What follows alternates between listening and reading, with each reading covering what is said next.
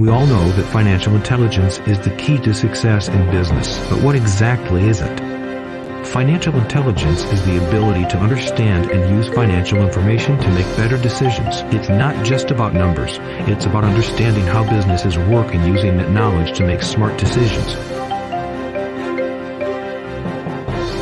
There are four main areas of financial intelligence: accounting, finance, economics, and marketing. If you want to be successful in business, you need to have a strong understanding of all four areas. Here are 4 tips to improve your financial intelligence. 1. Get a solid understanding of accounting principles. If you don't understand the basics of accounting, you won't be able to make smart financial decisions. Make sure you understand the different types of financial statements and how to read them. 2. Study finance. This area covers topics like investment banking, risk management, and corporate finance. Understanding finance will help you make sound investment decisions and grow your business effectively.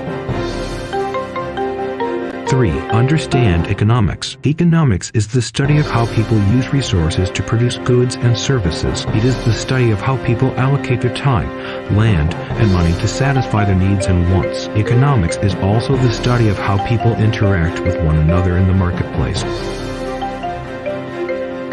4.